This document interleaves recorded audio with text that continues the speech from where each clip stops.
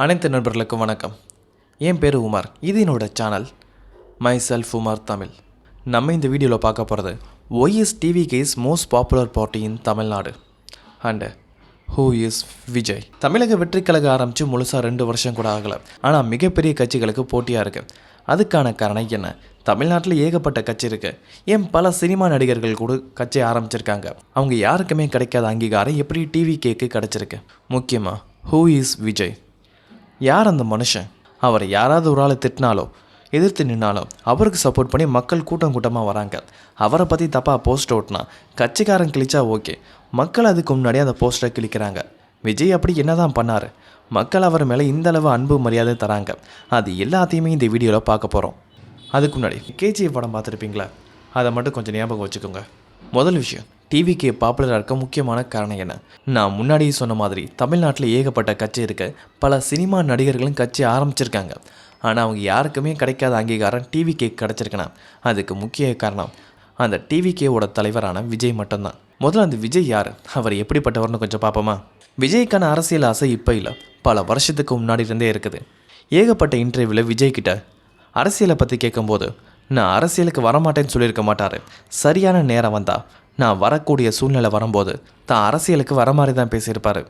அதோட விஜய் எப்படிப்பட்ட ஒரு நபர்னா, he is most ego person.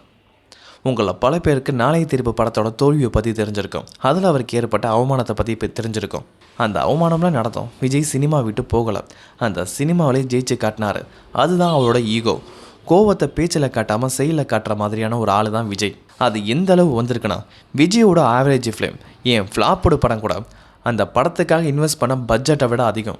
அதுதான் விஜயோட மார்க்கெட். இப்போ அந்தளவு விஜய் உயர்த்தின ஒரு விஷயம்னா அதோட ஈகோ மட்டும்தான். அப்படிப்பட்ட ஒரு ஆளை டிஎம்கே ஏடிஎம்கேன்னு கட்சி அடக்க ட்ரை பண்ணியிருக்கு.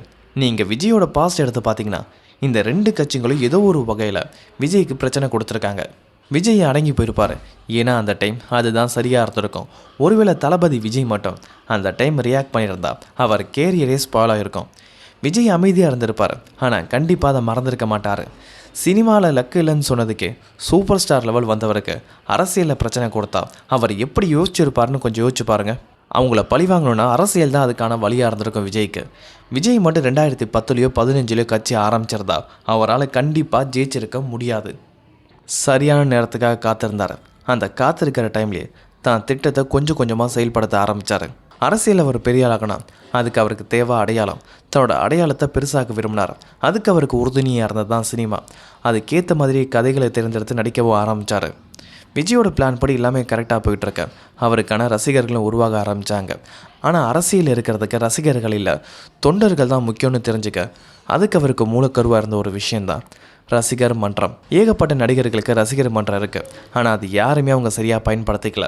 அதுதான் அவங்களோட தோல்விக்கு மிகப்பெரிய காரணமாகவும் இருந்துச்சு. ஆனால் அந்த தப்பை விஜய் பண்ணல. ரசிகர் மன்றத்தோட கான்டாக்ட்லேயே இருந்தார். விஜய் பண்ணுற உதவி எல்லாமே அந்த ரசிகர் மன்றம் மூலமாகவே போச்சு. அது மூலமாக விஜயோட பேரும் ரொம்ப ரீச் ஆக ஆரம்பிச்சிச்சு.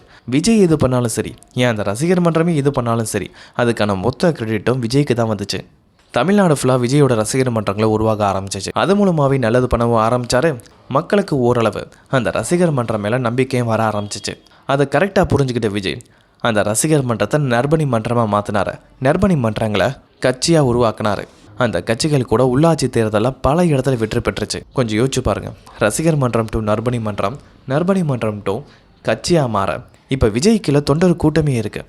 இன்னும் தெளிவாக சொல்லணும்னா இது எந்த ஒரு படைக்கும் கம்மியானதில்லை. நான் ஏற்கனவே சொன்ன மாதிரி விஜய் அந்த ரசிகர் மன்றத்து மூலமாகவே பல நல்லதுகளை பண்ண ஆரம்பித்தார்.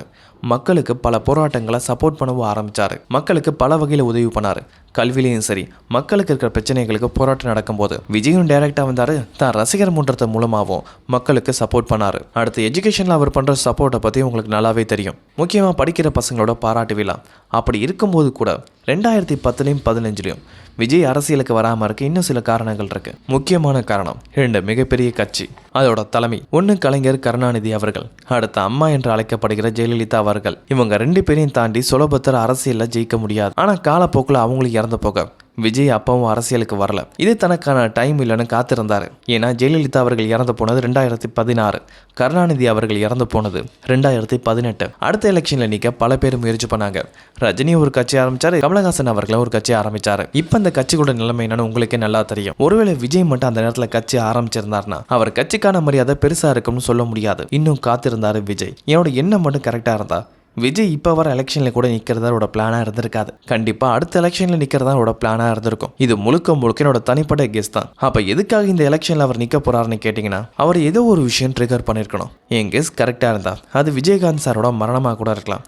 அவருக்கு மரணத்தில் கிடைச்சா மரியாதையாக இருக்கலாம்.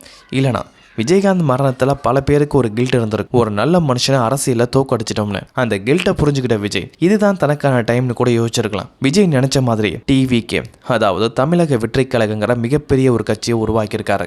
அடுத்து விஜய் கட்சியை உருவாக்க இன்னும் சில காரணங்கள் கூட இருக்கலாம். முதல் காரணம் பணம். ஆனால் விஜய் மாதிரி ஒரு ஆளுக்கு பணங்கிறது பெரிய விஷயமா இருக்கும்னு எனக்கு தோணலை. ஏன்னா எந்த ஒரு தொல்லையும் இல்லாமல் ரிஸ்க் எடுக்காம அவர் நடிச்சா கோடிக்கணக்கில் பணம் தரதுக்கு ஆளுங்க ரெடியாக இருக்காங்க.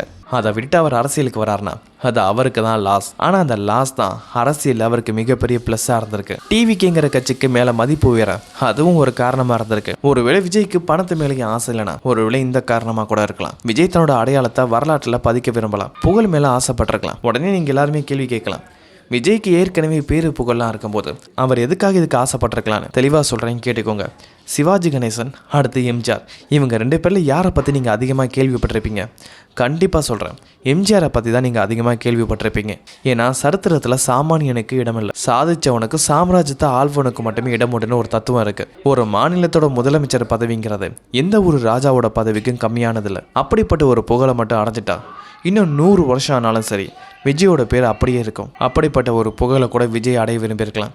இந்த வீடியோவை பார்த்துட்டு விஜய்க்கு ஓட்டு போட்டால் நல்லது பண்ணுவாரான்னு கேட்டால் அது எனக்கு தெரியாது. ஆனால் ஒரு வாய்ப்பு கொடுத்தா மட்டும்தான் அவர் நல்லது பண்ண முடியுமா என்னன்னு தெரியும். சரி, நன்றி நண்பர்களே. அடுத்து ஒரு நல்ல கண்டென்ட்டில் மீட் பண்ணுவோம்.